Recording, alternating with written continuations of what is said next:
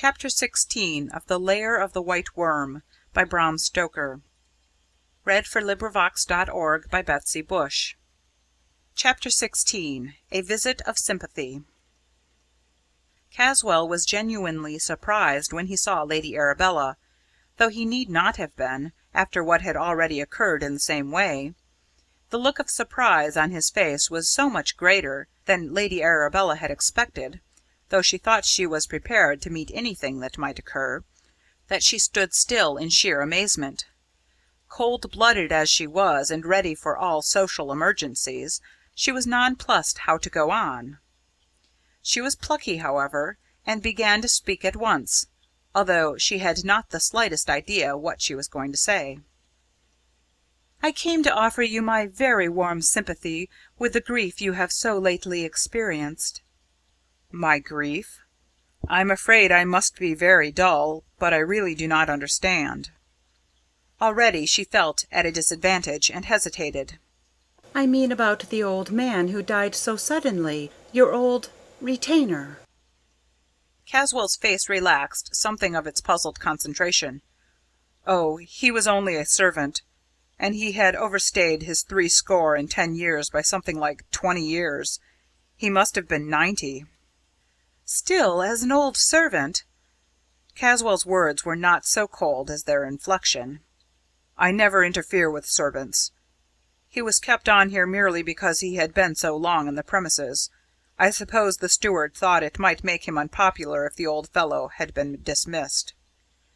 How on earth was she to proceed on such a task as hers if this was the utmost geniality she could expect? So she at once tried another tack, this time a personal one. "I am sorry I disturbed you. I am really not unconventional, though certainly no slave to convention. Still, there are limits. It is bad enough to intrude in this way, and I do not know what you can say or think of the time selected for the intrusion." After all, Edgar Caswall was a gentleman by custom and habit, so he rose to the occasion. "I can only say, Lady Arabella, that you are always welcome at any time you may deign to honour my house with your presence." She smiled at him sweetly. "Thank you so much. You do put one at ease. My breach of convention makes me glad rather than sorry. I feel that I can open my heart to you about anything." Forthwith she proceeded to tell him about Oolanga and his strange suspicions of her honesty.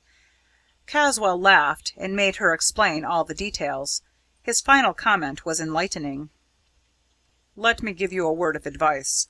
If you have the slightest fault to find with that infernal nigger, shoot him at sight.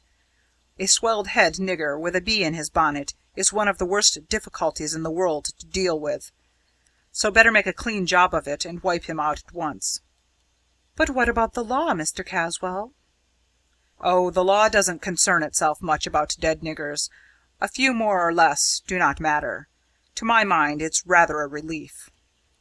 "I'm afraid of you," was her only comment, made with a sweet smile and in a soft voice. "All right," he said. "Let us leave it at that. Anyhow, we shall be rid of one of them." "I don't love niggers any more than you do," she replied, "and I suppose one mustn't be too particular where that sort of cleaning up is concerned." Then she changed in voice and manner, and asked genially: "And now tell me, am I forgiven?" "You are, dear lady, if there is anything to forgive." As he spoke, seeing that she had moved to go, he came to the door with her, and in the most natural way accompanied her downstairs. He passed through the hall with her and down the avenue. As he went back to the house, she smiled to herself. "Well, that is all right. I don't think the morning has been altogether thrown away." And she walked slowly back to Diana's Grove. Adam Salton followed the line of the Brow, and refreshed his memory as to the various localities. He got home to Lesser Hill just as Sir Nathaniel was beginning lunch. Mr. Salton had gone to Walsall to keep an early appointment, so he was all alone. When the meal was over, seeing in Adam's face that he had something to speak about, he followed into the study and shut the door. When the two men had lighted their pipes, Sir Nathaniel began. I have remembered an interesting fact about Diana's Grove. There is, I have long understood, some strange mystery about that house. It may be of some interest, or it may be trivial, in such a tangled skein as we are trying to unravel." "Please tell me all you know or suspect. To begin, then, of what sort is the mystery? Physical, mental, moral, historical, scientific, occult? Any kind of hint will help me." "Quite right. I shall try to tell you what I think, but I have not put my thoughts on the subject in sequence, so you must forgive me if due order is not observed in my narration. I suppose you have seen the house at Diana's Grove?" "The outside of it, but I have that in my mind's eye, and I can fit into my memory whatever you may mention." "The house is very old. Probably the first house of some sort that stood there was in the time of the Romans. This was probably renewed, perhaps several times at later periods.